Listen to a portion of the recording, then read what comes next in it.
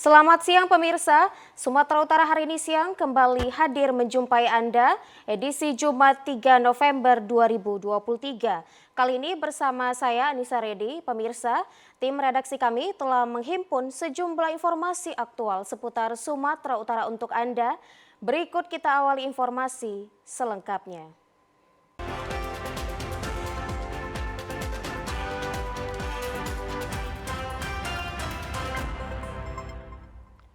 Informasi pertama, pemirsa, polisi tangkap 2 pelaku pengedar narkoba di Jalan TB Simatupang, Medan Sunggal, Sumatera Utara. Saat dilakukan penggerebekan, para pelaku nekat jeburkan diri ke sungai. Tim Satres Narkoba Polrestabes Medan lakukan grebek kampung narkoba di kawasan padat penduduk di Kecamatan Medan Sunggal, Sumatera Utara kemarin. Polisi berhasil meringkus 2 pelaku yang diduga sebagai pengedar narkoba jenis sabu-sabu.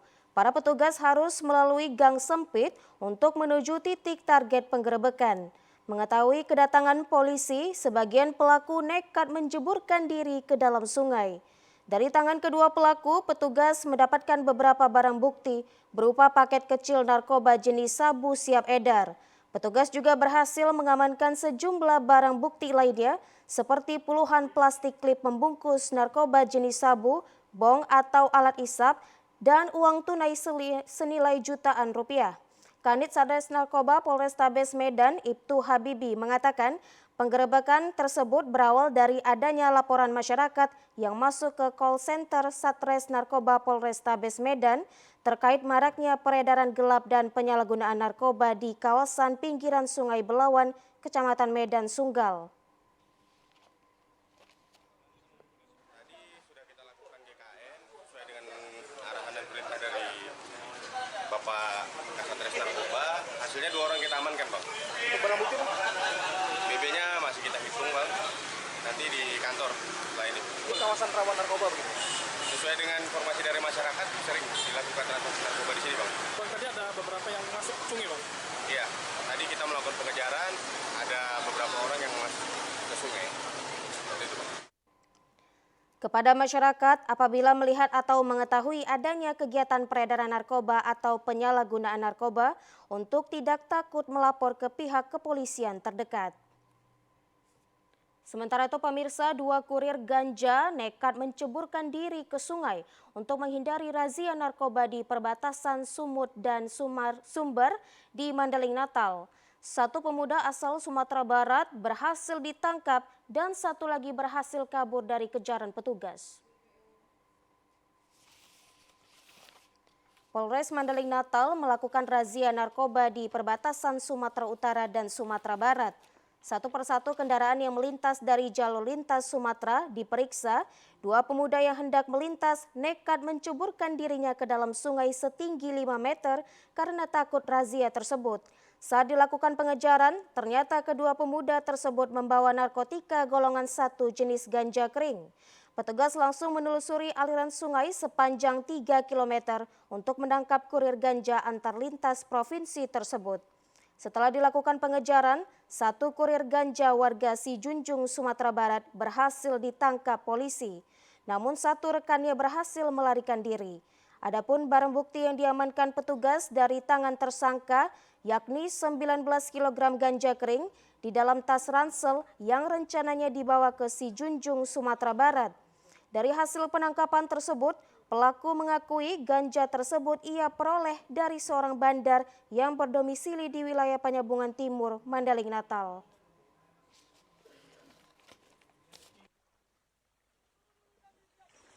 Mengamankan 1 orang kurir yang diduga akan membawa narkotika jenis ganja dari daerah Sumatera Utara menuju daerah Sumber.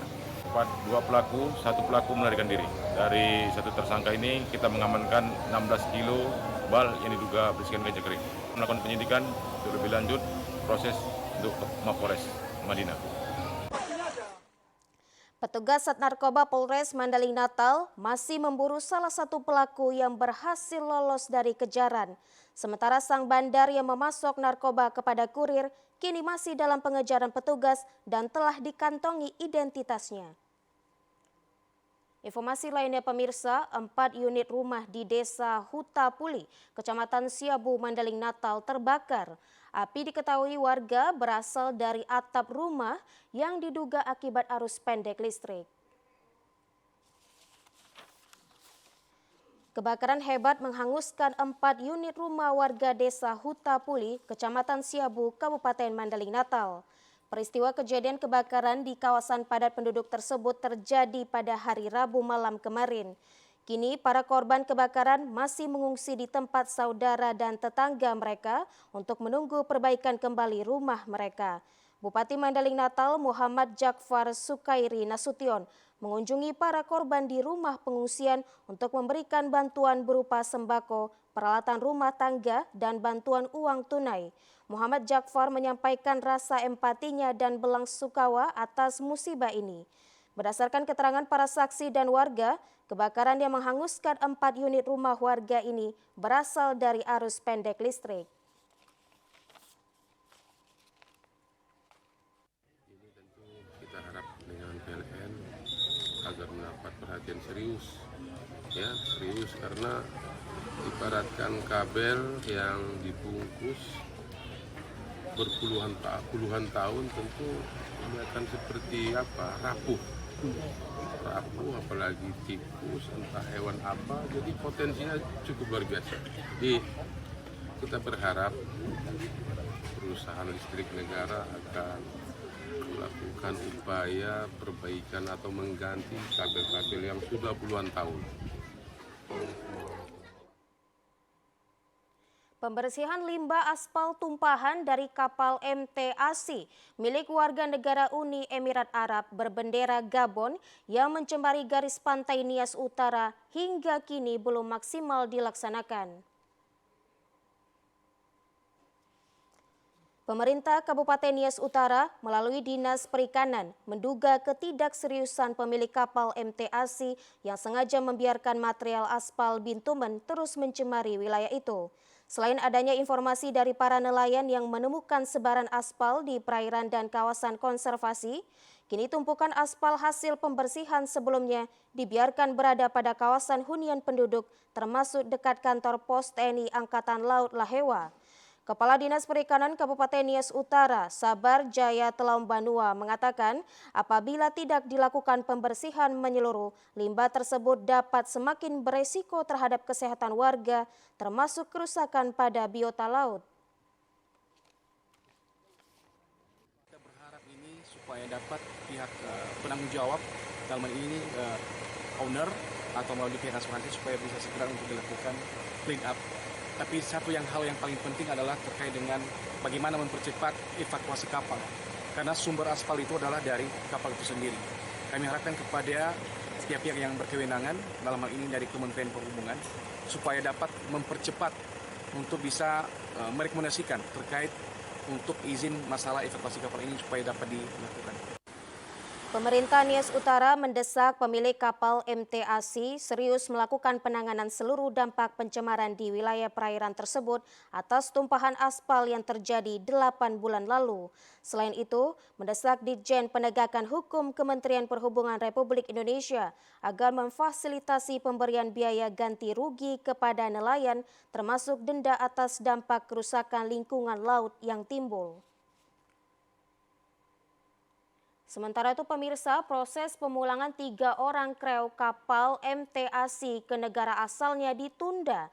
Penundaan perlu dilakukan karena hingga saat ini ganti kerugian atas pencemaran lingkungan laut akibat tumpahan aspal kapal belum dilakukan. Kepala Kantor Unit Penyelenggara Pelabuhan Kelas 3 Lahewa, Wasfina, mengatakan atas perintah Ditjen Perhubungan Laut Kementerian Perhubungan telah menyelesaikan tahapan pemeriksaan 3 orang kru kapal MT Asi. Selanjutnya berkas pemeriksaan seluruhnya telah diserahkan pada Mahkamah Pelayaran di Jakarta guna memastikan ada tidaknya unsur tindak pidana atau pelanggaran. Pihak Ditjen Perhubungan Laut mendukung daerah serta para nelayan yang meminta penundaan pemulangan 3 kru kapal MT Asi yang bermasalah hingga seluruh ganti kerugian pencemaran lingkungan laut tuntas dilakukan.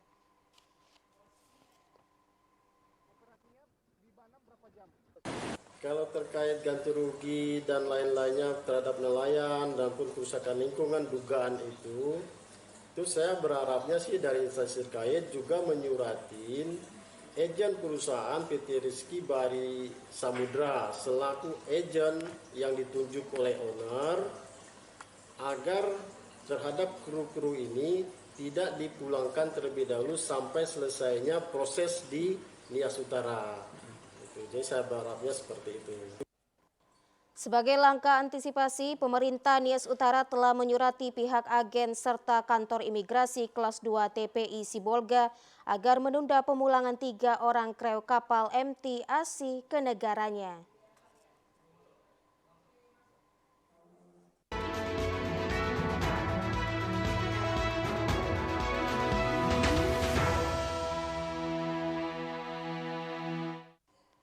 Pemirsa, kedatangan Capres Anies Baswedan ke Sumatera Utara disambut ribuan pendukung dan simpatisan serta warga di Bandara Internasional Kuala Namu, Deli Serdang. Beginilah suasana di Bandara Internasional Kuala Namu, Deli Serdang pada saat Anies Baswedan tiba di Sumatera Utara.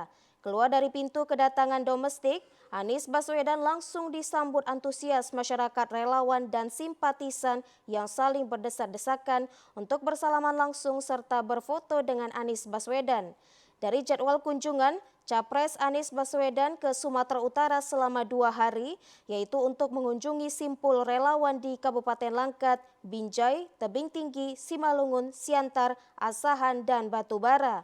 Anggota DPRD Kota Medan, Afif Abdillah, saat menjemput Capres Anies Baswedan di Bandara Internasional Kuala Namu mengatakan kunjungan Anies Baswedan ke Sumatera Utara untuk menyapa pendukung di berbagai kabupaten kota.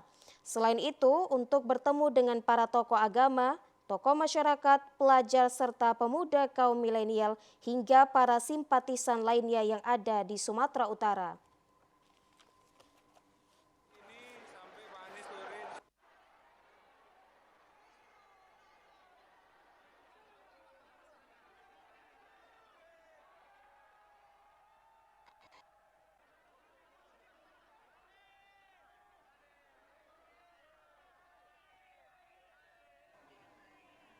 Kunjungan intinya adalah silaturahmi dengan masyarakat di Sumatera Utara. Insya Allah akan ada 8 titik nanti kita bersilaturahmi rombongan Pak Anies. Bagaimana agar kita bisa membawa semangat perubahan di Sumatera Utara. Berapa lama, Bang? Berapa hari? 2 hari aja. Ya, hari ini sampai Pak Anies turun, insya Allah besok malam sudah kembali. Capres Anies Baswedan bersama rombongan langsung bergerak meninggalkan Bandara Internasional Kuala Namu untuk menuju ke berbagai lokasi tujuan. Sementara itu pemirsa, ribuan massa dari berbagai daerah sore kemarin membadati Gedung Majelis Adat Budaya Melayu Indonesia Kabupaten Langkat. Kerumunan ribuan simpatisan ini untuk melihat langsung calon Presiden Anies Baswedan yang diusung Partai Nasdem, PKB, PKS, dan Partai Umat. Meskipun kunjungan yang dijadwalkan tepat pukul 16 waktu Indonesia Barat ini sempat terlambat, namun massa simpatisan tetap semangat. Calon Presiden Anies Baswedan disambut para pendukung dan simpatisan dengan palang pintu ciri khas suku Melayu Kabupaten Langkat. Merupakan sosok penuh bersahabat dan murah senyum, calon Presiden Anies Baswedan langsung menyapa ribuan pendukung yang membadati lokasi. Meski tidak didampingi oleh wakil calon Presiden Muhaimin Iskandar, antusias para pendukung tetap tinggi. Dengan mengusung visi misi membawa perubahan bagi Republik Indonesia demi kesejahteraan masyarakat. Dalam sambutannya, Anies Baswedan mengatakan Kabupaten Langkat merupakan daerah Melayu yang sangat kental dengan masyarakat religius. Untuk itu, keberadaan kearifan lokal harus terus dijaga. Sementara itu, relawan Anies Baswedan Ada Nur mengatakan dengan kedatangan calon Presiden Anies Baswedan ke Kabupaten Langkat merupakan hal yang sangat positif demi perubahan Indonesia dan Kabupaten Langkat pada khususnya. Kedatangan Anies ke Langkat positif, bagus untuk prospek Indonesia ke depan. Karena beliau adalah sosok pimpinan yang dapat mengadakan perubahan untuk Indonesia yang akan datang.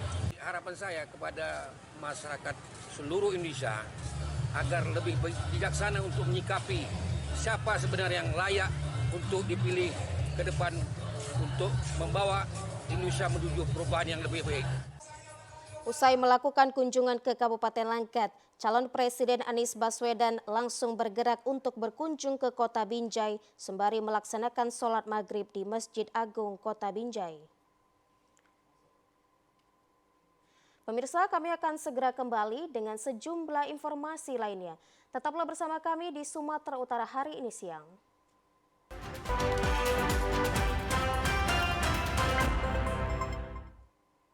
Pemirsa, SMK Negeri 8 Medan bersama Masja Arauda Polda Sumatera Utara kemarin melaksanakan peringatan Maulid Nabi Besar Muhammad Sallallahu Alaihi Wasallam di Medan kemarin. Peringatan Maulid Nabi Besar Muhammad Sallallahu Alaihi Wasallam diikuti oleh ratusan pelajar di Masjid Raya Aceh Sepakat Medan. Acara tersebut dihadiri Wakapolda Sumatera Utara, Brigjen Pol Jawari, Ketua Masja Arauda Polda Sumatera Utara Burhanuddin, dan para alim ulama.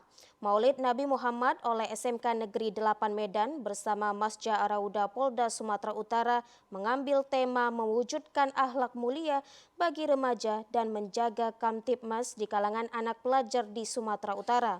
Ketua Masja Arauda Polda Sumatera Utara Burhanuddin mengatakan kegiatan maulid dilakukan untuk memberikan pemahaman kepada kaum milenial sebagai anak bangsa untuk mempedomani Nabi Muhammad dalam mengarungi kehidupan di masa depan. Guna menjadikan Indonesia maju, diharapkan pelajar untuk bangkit menjadi milenial yang berkarakter dan cerdas dalam mengembangkan ilmu sehingga berguna bagi masyarakat di masa mendatang. Dengan generasi sebagai pelopor di tengah masyarakat menjadi duta Kamtibmas, anti narkoba, dan mendukung ketertiban berlalu lintas.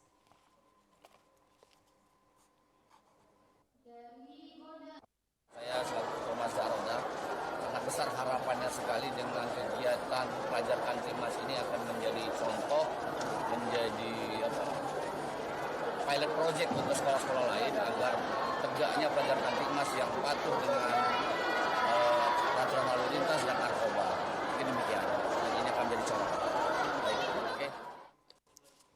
Wakapolda Sumatera Utara Brigjen Pol Jawari mengatakan generasi muda sebagai aset bangsa di masa depan harus bijak dan cerdas dalam perkembangan teknologi yang akan bermanfaat bagi masyarakat.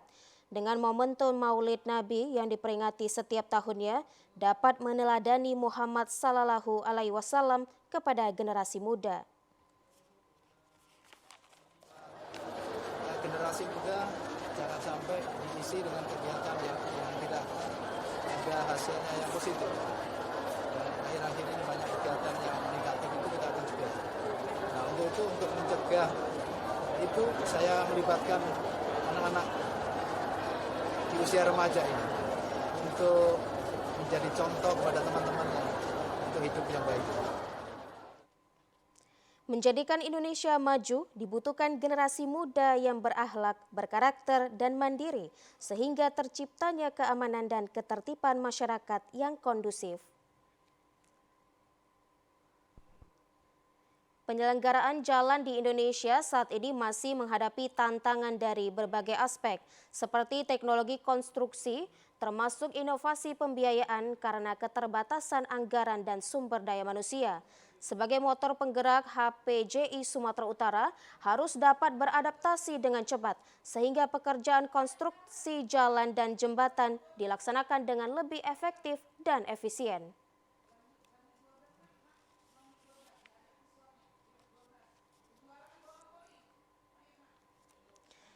Pemirsa, kita lanjutkan ke informasi selanjutnya. Kejuaraan bola voli antar pelajar PBVSI Cup 2 tahun 2023 memperebutkan Piala Bupati Toba kembali digelar untuk kedua kalinya. Kejuaraan ini diikuti antusias para pelajar yang digelar sejak 26 Oktober hingga 11 November 2023. Kejuaraan ini digelar 2 pertandingan setiap harinya, diikuti oleh 14 tim putra dan 8 tim putri, Dalam penyisihan grup yang menggunakan sistem pertandingan setengah kompetisi, pertandingan partai babak kualifikasi SMK Negeri 1 Lagoboti memenangkan pertandingan dengan 3 set atas SMA swasta Tri Surya Lagoboti. Kabid Pertandingan PBVSI Toba, Tri Marta Tambunan, menjelaskan bahwa kejuaraan bola voli ini merupakan sebagai agenda kerja dari PBVSI Kabupaten Toba untuk mencari bibit-bibit baru yang akan dibina ke depannya. Marta pun berharap dengan adanya kegiatan seperti ini, para pelajar dapat terhindar dari bahaya narkoba dan pergaulan bebas. Selain itu, dapat juga menyalurkan bakat dari para peserta. Pertandingan sistem jumpa per pool dia. Di babak kualifikasi ini ada 30 pertandingan. Karena dia melalui cabang dinas wilayah 8, maka ini adalah khusus pelajar antar SMA, SMK Kabupaten Toba. Semoga dengan adanya event kejuaraan ini, muda-mudi atau pelajar yang ada di Kabupaten Toba terlepas dari pergaulan-pergaulan bebas di luar sana, semakin mempunyai bakat dalam kejuaraan-kejuaraan, yaitu terutama di bola voli.